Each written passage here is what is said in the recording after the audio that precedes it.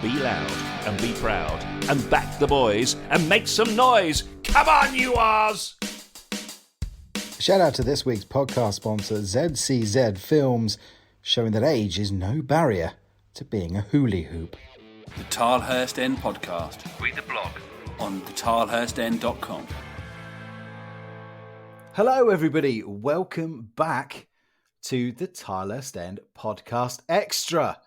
My name is Dan Wimbish. You might remember me from, posting this podcast back in the day. A few things have happened over the years. Things have gone. Mark done a brilliant job taking over, as did Ollie Allen. They've both gone into a well-earned Tilehurst End Podcast retirement. At the same time, my life has changed a little bit. So I thought, you know what? Let's call it a comeback. I'll come back. So don't worry if you are a big fan of the Tilehurst End Podcast and its regular guys that Mark has been hosting for the last few years. Don't worry, that's not going anywhere. It's going to be back as usual with all of our usual analysis, getting into the fan perspective, diving deep into games and things like that. What this show will be is, as the Podcast Extra was originally, it was a little bit of an offshoot. I used to speak to like some Charles Watts and other journalists and just kind of getting a bit more of a newsy focus. So initially, that's what this show is going to be. And we've picked an absolutely great night for it because there is so much news to get into for Reading Football Club. I'm delighted to say, for the first edition of this rebirth of the show, I'm joined by two esteemed local journos. Firstly, Andy Preston. Andy, good evening to you, my friend. Hi, Dan. Thanks for having me. Absolutely delighted to have you here. And Jimin Lee as well joins us. Jimin, how are you? All good, all good. Thank you for having me on the pod as well. Gents, it's an absolute pleasure to have you on. Before we delve into the stories, of course, we've got the latest on Reading's managerial hunt. We've got the news that the women's side is going part-time. And not to mention the fact the transfer window is going to be opening in just a few days' time. So we've got lots of incomings and outgoings and rumours to discuss as well. But chaps, just very quickly, for those people that might not be familiar with your work, just explain your kind of background and how you cover the club. Andy, starting with you. Yeah, so I work for Reading Today, newspaper and website. I've been covering Reading FC for just over 4 years now. So I started in April 2019. So at the back end of the 18-19 season when Jose Gomez was in charge, and have seen quite a few managers and quite a few newsworthy pieces in that time. And Jimin, what about yourself? So yeah, I write for the same paper as Andy does. I write for Reading Today and Woking Today. We are a sister publication. But yeah, I've been a news reporter for all of 14 months now, I think. At the start of last season, I had the opportunity to cover a couple of pre-season games, and I kind of guess my coverage of Reading has gradually snowballed from there. You'll kind of find me using social media, Twitter, TikTok, written content, of course. And yeah, it's been a really interesting first season to follow Reading. I think that, from a footballing standpoint, it's not been very fun, but from a professional journalistic standpoint, it's been really interesting to kind of take a behind the scenes look of how things are going on with the club at a pretty difficult time. Yeah, it's been quiet. What are you talking about? Points deductions, relegations, all that jazz, manager changes, just a normal run of the mill season, really. Look, great to have the two of you on board. As I said, there's one question on the lips of every single Reading fan as we go into tonight. So we're recording this on Tuesday, the 6th of June. That big question is, gents, is Junior Hoylett going to sign that new contract? Who knows? They put out his birthday message, I think it was yesterday. So Junior Hoylett is the man that everyone wants to hear from. So fingers crossed he'll be here. But in all seriousness, of course, we have the news about the new manager. Chris Wilder is the name on everybody's lips at the moment, rather than Junior Hoylett, who I'm sure everybody, most people would like to see stay. But Jimin, let's start with the big fish. Chris Wilder, there's been lots of different stories saying it was going to happen. People supposedly in the know saying, yeah, it's going to happen. Then it's not going to happen. Where do we stand with Chris Wilder on Tuesday night? Well, just to start off with, I've very much enjoyed watching and reading what people have had to say. I think it's been a bit of a saga, and it's been played out for quite a long time now. I mean, I say a long time. A week is a long time in football, isn't it? But yeah, I think as far as I'm aware, Chris Wilder is the man that Reading Football Club want in the hot seat at the start of next season. He's been in and around the training ground. He's been at Bearwood. We were speaking off air. He's practically been living at the facility for the past couple of weeks. But, obviously it's not a done deal yet. As far as I know, talks are still ongoing. So it's just a case of making sure that everything is in place. Both parties have got to be happy. It's a really tricky one. We can't just be giving him absolutely everything because we've got to be realistic. We're coming out of a really difficult period. And obviously, although the transfer embargo is expected to end, we're obviously still going to have to adhere to some restrictions that the EFL have got. And I think the really important thing to mention is the fact that the club are still talking to other people as well. It's not a case of putting all our eggs in one basket. And I think that the worst case scenario is, and it might not be what people want to hear, but if Chris Wilder isn't the manager, we've got to have a contingency plan. There's got to be someone else lined up. So I think that's how things stand. I know it's not the most exciting answer. We want to hear that talks are almost coming to an end. But as far as I'm aware, that is where we stand right now. Andy, what do you think the potential hold-up might be on this if Wilder is indeed the club's first choice? Do you think this is the hold-up's coming from the Wilder side, or do you think the hold-up may be coming from the Reading side? Where do you kind of lean on that? I have to say I would be guessing if I had to, give a definitive answer. But if I'm going to, I would say it's probably on Chris Wilder's side. I think, from Reading's perspective, like Jimin said, he is the number one target. He is the man they want. And I believe he has been offered the job. So we can only assume the hold-up is on Chris Wilder's side. Whether he's waiting for other offers to come in, we can only speculate. But Reading are very much keen on getting him in. So I can only assume the hold-up is from him rather than the club. Yeah, and Jimin, Andy makes the good point of kind of other clubs may be coming in for Chris Wilder. Is the onus really on both sides to get this deal done? Because the longer it goes on, I mean, people have been coming up to me saying, "Oh, Chris Wilder to Reading. How are you managing to get him into a League One club?" Is there this danger that for whatever reason this deal's going to snag up and Reading will see this one slip between their fingers, Tommy Smith style? Well, I mean, I guess you could see it in one of two ways. I think, yes, it's not a good sign that it's going on for so long because we are getting closer to that stage where players are going to be coming back in a couple of weeks' time. But I guess on the other hand, you could see it from a point of view that the fact that it is taking a long time potentially suggests that they're in, quite advanced stages of the talks. If it was something that he wasn't interested in at all, I'm sure he would have quashed this a long time ago. But the fact that these rumours and the fact that he's still talking to the club is, I can only see that as a positive. But as you alluded to, I think it is important for both parties and for everyone involved that a decision is made sooner rather than later.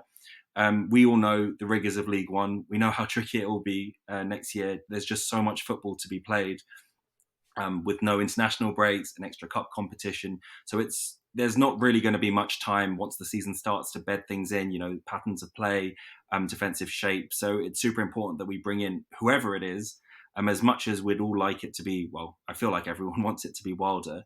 You want that decision or that call to be made as soon as possible. Andy, again, though, is there the danger? I mean, we'll get into some of the worries and concerns that Reading fans have been having towards the club. But if this deal doesn't go through, is there that danger that Jimin said that they've been talking to other people. They're still talking to other people. Is there the danger, though, that if they don't get Wilder, anybody else is going to kind of be seen as second choice or second best? Yeah, that's something we mentioned earlier as well. And I think there is a danger in that if you put all your eggs in one basket and you don't get your number one target, that, another potential manager could see themselves as second choice and maybe they'd have second thoughts on it.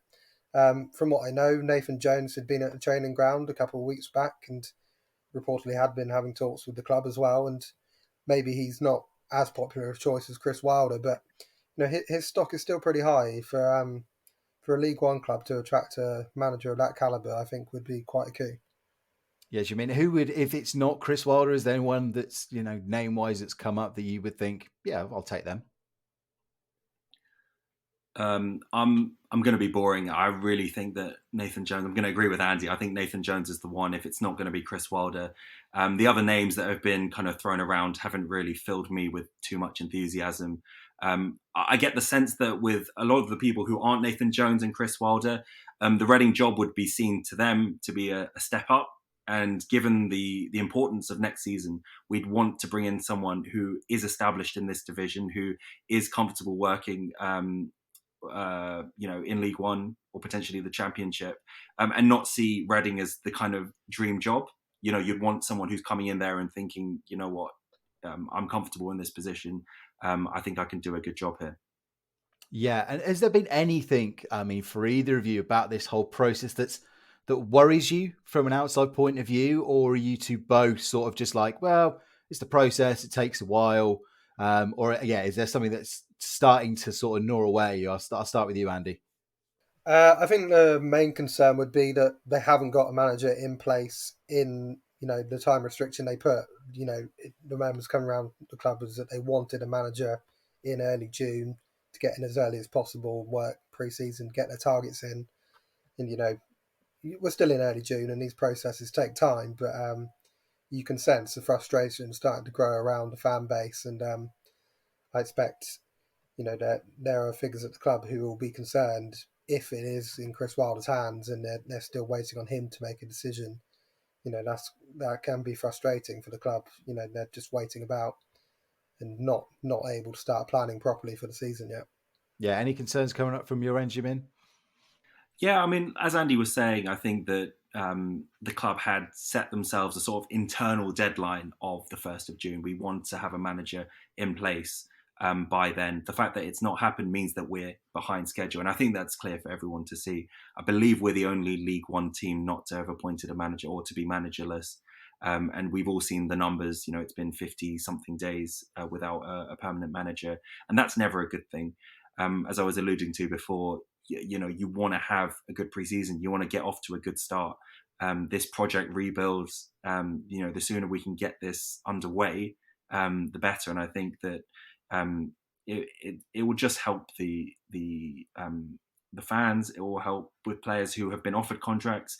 Just to know who's going to be the manager, and it will help with that as well. I just think that so many dominoes will start falling once the manager's put in place. So I just think it's important. And so, yes, in answer to your question, I think, you can read a lot of negativity into the fact that it's taking so long. But I will caveat that and say, if it is a couple of days or a week longer now, if we can have that same manager in, 3, 4, 5 years down the line, it'll be worth it. A matter of days won't be, it won't kill you. But bringing in the wrong person, might do.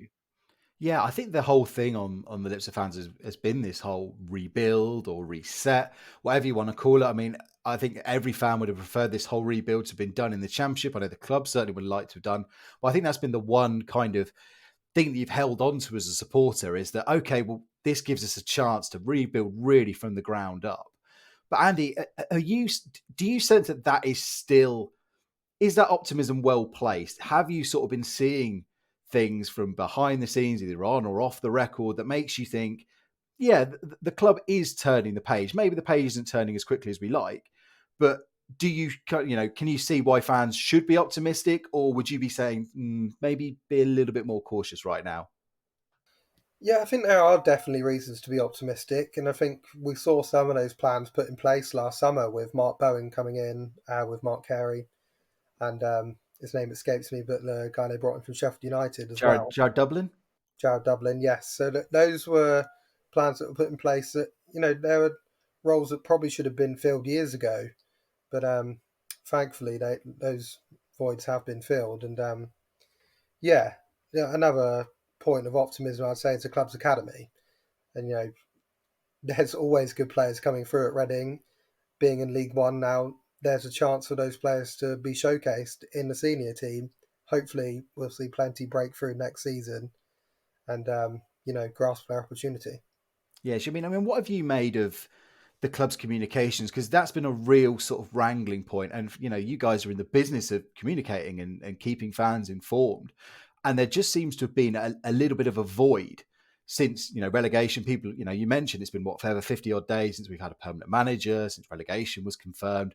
Other clubs have been putting out grand statements and things like that and putting people up. But other than a tweet on the night we got relegated and a little bit of communication around the season ticket renewal and that whole, the way that was handled from a marketing point of view, I know did ruffle some feathers amongst fans as well with rises and the way it was presented. But again, can you understand why maybe the club haven't been coming out with lots of grand statements? Or again, does that kind of niggle away at you as a bit of a concern? I think in answer to your question, I think fans have every right to be disappointed not to hear something. I'm not going to beat about the bush here. I think they should have put something out, something substantial at least once the season was done. Like you said, you see other clubs doing it. I think that's pretty much the done thing. So yeah, I think 100% they should have done something. But in terms of the reasons why, I can imagine that maybe the club wanted to bring in a manager and have some sort of campaign, we're starting again, Project Restart, and maybe address it there. It's taken a bit longer, so obviously it's not a good look, and it's potentially delayed them being able to communicate that. But 100%, I think that they should have put something out, and it's a little bit disappointing that they haven't done that, to be honest. Well, let's move on from the manager recruitment to the other thing that everyone's really interesting, of course, is players. We've been used to the past few seasons of a really kind of, with the embargo and the restrictions we've had, this late scramble, this putting this squad together, for money you find down the back of the sofa, and players that, the whole island of misfit mascots that we seem to have had. This year promised to be something different. We had Mark Bowen saying we're kind of out of the embargo. Yes, we've got a budget handed to us, but we're kind of much more free to go about this. We sit here in early June, and again, we've not really heard very much. Let's start with the incomings. We'll talk about some of the outgoings maybe in just a second. But Andy, have you heard anything on an incoming basis about players that are being linked with bringing into the club, or is this all again sort of waiting for the manager?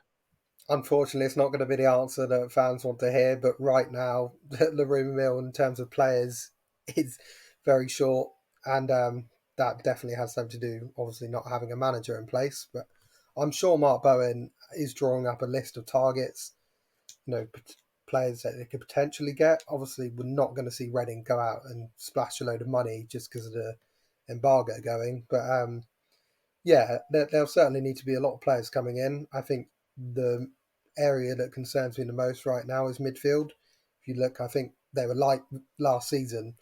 We've seen Mamadou Loon, Jeff Hendrick both return from their loan spells. Obviously, they won't be coming back to the club. And Dejan Tetek, another midfielder on the release list. I think in an ideal world, you'd want to bring in 3 or 4 midfielders. But obviously, there are other areas that you need to address too. So hopefully, the manager situation can get resolved as quickly as possible, and then they can get their targets in. Do you mean anything your end? Have you, are you seeing Reading linked with any players? We've had this whole, they are under kind of a budget they can't spend. And then I've seen other people saying, there's no FFP in League One. We could go out on a big spending spree. Are you expecting movement soon? Or again, is it just all going to be dependent on the manager?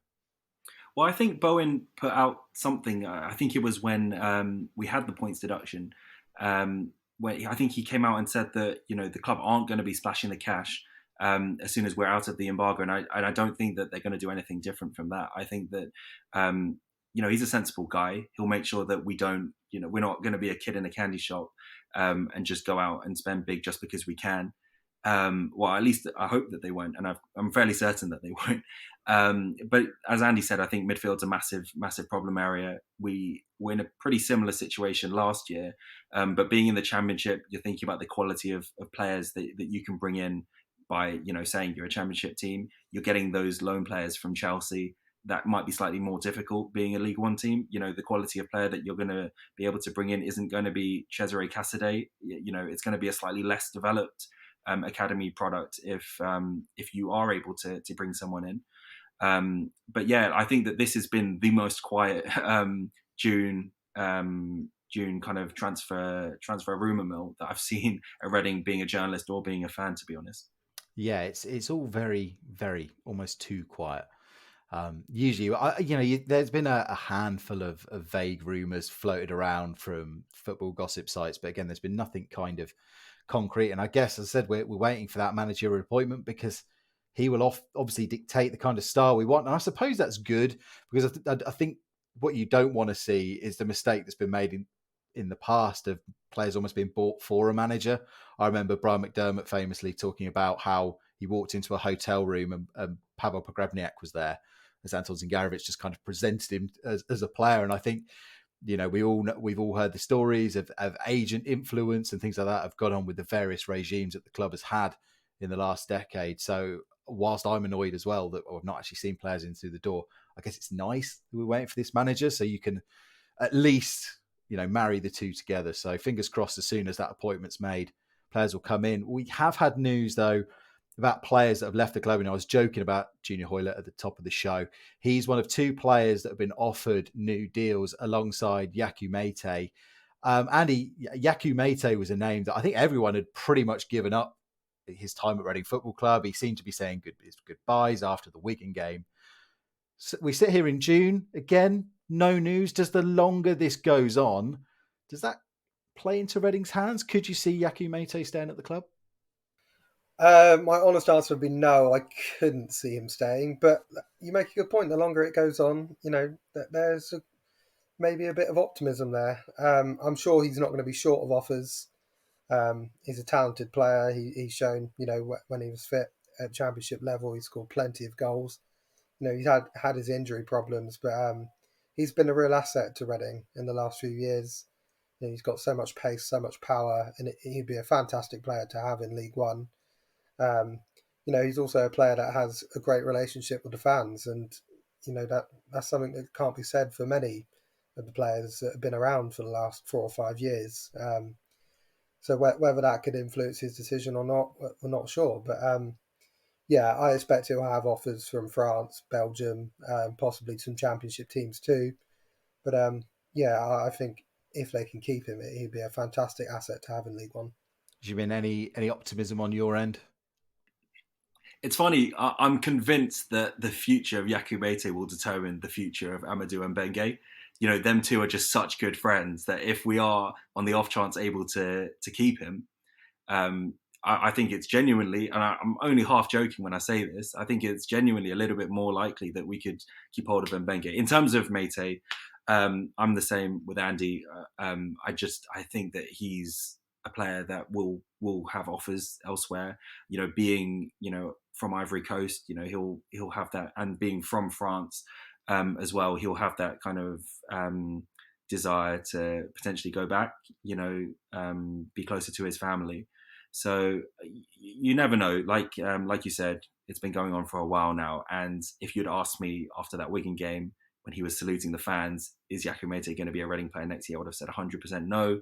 Now, it's starting to look at like it could happen, but I'd still say that I'm not too positive on that one. What are we down to? What, about 95% it's not going to happen? You know what? I'd say that I'm actually further down than 95. I'd genuinely say that I'm potentially 85, 80. Still pretty high, but I mean, yeah. So to quote Jim Carrey, you're saying there's a chance. 100%. The club have already confirmed that Scott Dan, Luke Southwood, Shane Long, Liam Moore, Lucas Zhao and Tetek have gone. We mentioned Junior Hoylett's considering a contract extension. I mean, Jimin, was there any surprises with that release list? And, if you want to go down as the players in the academy as well, were there any names where you thought, I thought we might have tried to keep them? Well, I guess the one that everyone was talking about was Luke Southwood, wasn't it? With Joe Lumley not getting signed on, it was always going to be a case of kind of what would happen to Luke Southwood. He had a pretty good season with Cheltenham, and I think that that's something that he will kind of put him in good stead if he's not at Reading, or he's not going to be at Reading next year, but whichever club he ends up at next year, the season that he's put together will be really positive for his future. But yeah, I think that was a bit of a surprise. When you look at the keepers that we have, I'm a huge fan of Kanaya, Boyce Clark. I'd like to see him get an opportunity at Reading. So I can't say that I personally was too disappointed to see Southwood go. We've got to remember we've got Buzanis still in there, and we've got Anderson as well. So yeah, there are a few different options, but I'd say that Luke Southwood was probably the one that fans were kind of most talking about. Andy, any names on that list that you thought maybe we should have done more to keep them around? To be honest, I have to echo what Jimin said. I think Southwood was the one that everyone was talking about. There was a big clamour from fans to maybe see him give him another chance, but like Jimin said, we've got Kanaya Boyce Clark, a young, really promising goalkeeper there. We've got an experienced goalkeeper in Dean Bazanis. It's maybe not a priority area for them to, keep Luke Salford around. Another name, maybe if you'd shown me a couple of years ago, Dejan Tetek. He's had his injury problems, but always speaking to Veljko Paunovic, he was very hot on him. Was really, hopeful for his future. But I think his growth's been stunted by injuries, unfortunately. And unfortunately, he's not going to be around next season. Other than that, I don't think there was really too many surprises. There was never really going to be any hope to keep Lucas Yao around. I think a lot of fans are happy to see the back of him. Couldn't even stay around to the end of the season. Well, yeah. Personally, I've always thought his corner. I really enjoyed watching him play, but I don't think you can defend a player when then they don't bother to turn up to the last game. So I don't think there were too many surprises in the release list. Yeah, I'm hoping Boyce Clark signs that new deal. He's been offered a new 3-year deal with the club, so I'm hoping he does sign that. I joked about him, so we should give him his due and talk about it because he is that other player that has been offered that deal as well as you mean with Junior Hoylett. A player that divides a bit of opinion. I think it's safe to say he didn't have a great campaign last year, injury hit. Has he got a role to play in League One, or should this have been another one where you're just like, you know what, thanks, but we're moving on? I think the one thing that I would say in his defence was that he wasn't playing in his natural position for the majority of last year when he was playing. I'm getting flashbacks to Burnley away. Obviously, he was at fault for that late goal. But on the whole, I felt that, you look at his stats, and his stats were obviously disappointing given where he was playing in the pitch. There's definitely got to be some sort of defence there for him. He's 33 years old, I believe, which is, he's not going to be signing a long-term contract. But for another year, he's a solid player. I think that he's a player who's versatile. I think that that's a really important thing. But I think it also comes down to the manager, and it always does. I think that if we play the way that Chris Wilder is touted to play, I think that someone like Junior Hoylett could be important because, with your famous overlapping centre backs, the two wide men on the left and right become really important on both ends of the pitch. So I think that Junior Hoylett, and also the other thing to say about Hoylett is that he was training at Bearwood at the start of the summer after the season was finished. So there is still some sort of a relationship. It's not a cut ties completely sort of thing. I do see hope for him to sign on, and it's one of them ones where I wouldn't be too excited if he were to stay, and I wouldn't be too despondent if he wasn't going to stay. So we'll just have to wait and see how that one pans out. Well, plenty of time. I said the transfer window is rapidly opening. What is it? I think is it officially open on the 12th, something like that, after the Champions League final. So we'll wait to see what happens. But I mean, on paper, the show was probably supposed to end about there, other than or any other business and things like that. However, in between me putting together this first show plan and us actually recording this tonight, another major bit of communication came out from the club, and it's one that I think will almost universally be, it's just sad. I think is the best way to sum it up. The news that the women's side, the Reading FC women's side, will now be moving back to a part-time, semi-professional, whatever you want to call it. They've described it as being part-time infrastructure. Of course, they were fully professional, competing in the WSL for many years, suffered relegation. The club have put out a statement that basically pins the blame on the finances. It's underlined with this paragraph here that I'll sort of get into it with. They say, we recognise that the women's game is making huge progress. However, despite seeing a considerable spike in interest following the England women's team at the Euros last summer, an increase in average gate for Reading FC women, and a boost in sponsorship and broadcast revenue, and as a result, our owner still needs to provide just under $1 million to finance Reading FC women in 2023. In addition, relegation to the WSL Championship will result in a significant drop in broadcast fees and central funding from the FA. I mean, gentlemen, both of you tweeted out your thoughts, and again, kind of echoing the disappointment and the sadness. I mean, Jimin, try and sort of, sum up your thoughts on this issue and, your reaction. Now you've had a few hours to think about both sides of it. I think, like you say, it's incredibly sad. I think that the team had been punching above their weight for a number of years. We were the only championship team to have a WSL side for quite a few of the years that we were up there, and we achieved some really strong finishes as well, finishing on top of a lot of the big teams. The ones that have got really successful men's teams, and I think that my first thought goes to the staff and the players who are going to be affected by this decision. I think that it's a product. What's happening now is a product of how poorly run the club has been on the men's side, and it's a bit disappointing that the women are the ones that have to suffer because of it, even though intrinsically they've not done anything wrong. Well, I mean, you could argue that some of the performances on the pitch this season weren't great, but I mean, that's by the by. I think that it's a shame because you're looking at the landscape of women's football in the world, in this country, and they've taken so many steps forwards, and to see us be the ones to take, a step back, it seems like it's quite disappointing. And I think that there's another conversation that needs to be had with regards to whether or not clubs like Reading have a responsibility, to push women's football, to push women's sport. Reading FC is a symbol. It's a really big thing in the town, and so to have a women's team has been something that people in the town can be really proud of. Of course, we'll still have a women's team, but to take away the funding, I mean, just in terms of the message that sends out to a young girl who's maybe trying to start out in football, really enjoying her football at school or at her local club. What kind of message does this send out? I know that there's a financial incentive or financial reason for doing this, and I do understand what fans are saying in terms of we need to cut our losses, but I question whether or not this is the place or the best place to have tried to do that. Yeah, in this media release, we actually hear a rare comment. We don't actually hear from him that often. CEO Dayong Pang saying difficult but necessary financial decisions being made across the business following the club's relegation to League One last season. And after discussion with the FA, the decision to operate Reading FC women on a part-time basis represents the most viable solution at this present time. Is this just a financial decision? Do you think there's something more to this, Andy? I mean, when you read all of this, what were your thoughts?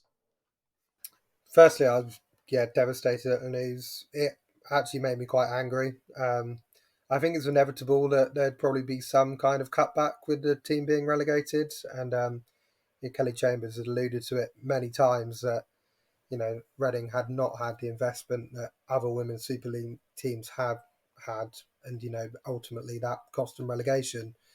So I think it probably is purely a financial decision. The point that you could argue is that it's a drop in the ocean for the owner to invest $1 million a year in keeping the women's team going, and it is the best way to go. Converting to this part-time model, or is it keeping with this full-time model and trying to win back promotion to the Women's Super League, and then eventually, having a self-sustaining women's team? Yeah, it's such a difficult one because you look at those figures, and as the club statement said, despite all of the things going up and up and up, if the money is still draining from the club, it's interesting. We're in a time in the men's game where so much focus now is on sustainability. The very reason Reading have been punished with these points deductions is because they're not sustainable. The club's model isn't working. Do you think the club might well have turned around to the FA and said, look, on the one hand, you're saying to our men's side, well, you can't run at this rate because you're losing too much money. But, we can't be expected to run our, women's side at a loss either, even if there are, as you said, much wider benefits to the community. Do you think this might even be like a little subtle dig from the club towards the FA and the kind of structure and the finances in the women's game? That's a really interesting perspective, and it's not one that I can say that I actually thought about when I heard the news. But I think there's a really interesting point in what you're saying there. I think the club are focused on the rebuild with the men's team. I think that is their priority. I genuinely do believe the stuff that's come out from Dayong. I think that they genuinely see this as the best way to push the men's team forward and get it back to where it belongs, which I guess a lot of fans might actually be happy about. But I'm sure everyone would have liked to have seen the women's team stay up. I mean, I think that whether or not it's a dig to the FA, I'm not sure. I don't think so. But you bring up a really interesting point there. And I think that away from Reading, I think there's a really interesting conversation to be had with regards to sustainability in the women's game. I think we're at a point now where it's making its first steps. So people are just thinking, you know what, any money is good money at this point. But there will come a point where people are starting to think about fairness in the women's game. And I think that will be when what you're talking about really comes to the fore. And I think that that's actually a really, really interesting topic to discuss. I still remain my status as an unprofessional joke as a podcaster, but I can very, very occasionally find an interesting point somewhere. I mean, Andy, what do you think this means for the future of the women's side? I mean, you look at the level of teams within the women's championship, and I was looking at the list earlier. It's a really fascinating mismatch of teams. You've got some teams like Southampton that are professional. You've got like Lou who are in there. I think Durham are in there as well. It's a real mismatch. I mean, yes, this team are going to be moving part-time, but is this, I think we can all agree, this is a very, again, it's horrible for the people that are going to be potentially losing jobs, losing income, and that's all horrible. But from a purely footballing standpoint, is this as necessarily, disastrous as, is this the end of the world effectively? Do you thinking this is going to see the women's team drop like a stone, or is this no, actually you will still be able to compete at that level of women's football right now? Yeah, I think it's important to note that there are other teams in that division who are part-time as well. So it's not like Reading are suddenly going to they could, but get relegated from the championship and keep falling down. But hopefully they can stay competitive. I think it's also important to note that the players that are under full-time contracts, those will be honoured. I think that's an important step from the club and one that they had to make. But with that being said, the squad's going to be very different next season. They're going to lose a lot of players, players that deserve to be playing full-time professional football. And that's going to be such a shame to lose so many assets from the club. Let's hope that they can bounce back quickly because, the women's game is growing massively. The broadcast revenue is going up every year. So you want your team to be in the Women's Super League. So hopefully Reading can get a quick return, but I can't say I'm too optimistic after this news. Yeah, look, I mean, best of luck. Again, hopefully the whole kind of rebuild that's going on the men's side will be mirrored on the women's side and, both sides can come up together. I mean, I can't think many clubs have had the pleasure, and I'd use that in the most ironic of terms, of seeing both of their sides relegated in the same season. So, the sooner 2023 is in the rearview mirror, I think the better for Reading Football Club. So look, again, absolutely gutted for those people behind the scenes that are working so hard. There's been lots of thoughts on social media from people past and present involved with that club. We can only hope that they bounce back. And again, performances on the pitch and the infrastructure off the pitch continues to improve. And again, we're sat here in a year's time talking about Championship football and WSL football. Let's at least, we can keep our optimistic hat on as we sit here in June. Everybody starts as title contenders in June. But gentlemen, before we ride off into the sunset and close the book on this first episode of the return of the podcast extra, is there anything either of you two would like to bring up, Andy?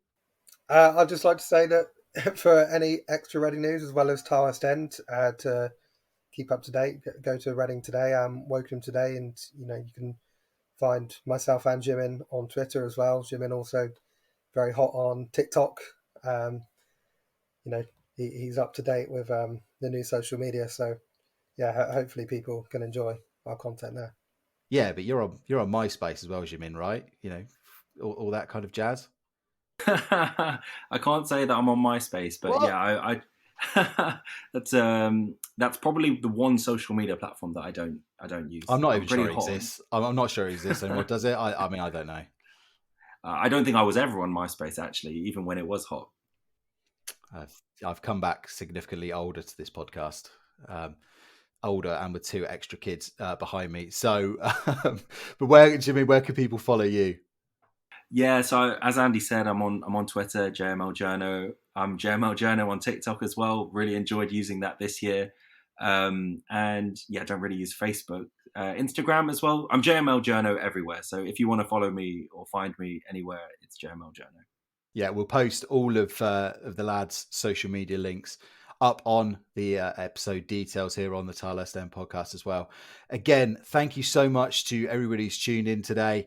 Said we're going to keep this going. The schedule it's going to kind of be up in the air. I don't think, especially for the summer months, I don't see it being weekly. But as we get in towards the season and plans sort of change and firm up, we're going to do it. I've got a couple of other ideas bubbling away in the background as well for things to get involved with in the Tilehurst End. So stay tuned at the Tilehurst End on Twitter, tilehurstend.com or .co.uk, whichever you prefer as well. Lots of great content going up from Sim and the guys over there. As mentioned, the regular podcast will return. Ben and Ross are going to be taking the helm and largely steering it away. Again, fantastic job that Mark has been doing over the last few years. You missed the end of season wrap up. He's announced his retirement. He's going, as I did, 6 years ago, sailing off into that sunset in a kind of Lord of the Rings-esque ending. He's been granted a place on the boats and gets to go to that podcaster retirement place. So thank you to all the work he has done. And thank you to all of our listeners as well. Thank you to ZCZ Films as well for sponsoring the pod, and to all of our Patreons, patreon.com/the Tilehurst End. If you want to give into that little digital tip jar, that is still very much open. And I said, lots more exciting things to come. But for now, we are going to say goodbye. So thank you all. And as always, come on, you ours. Get social with the boys. Find them on Twitter at the Tilehurst End and facebook.com/the Tilehurst End.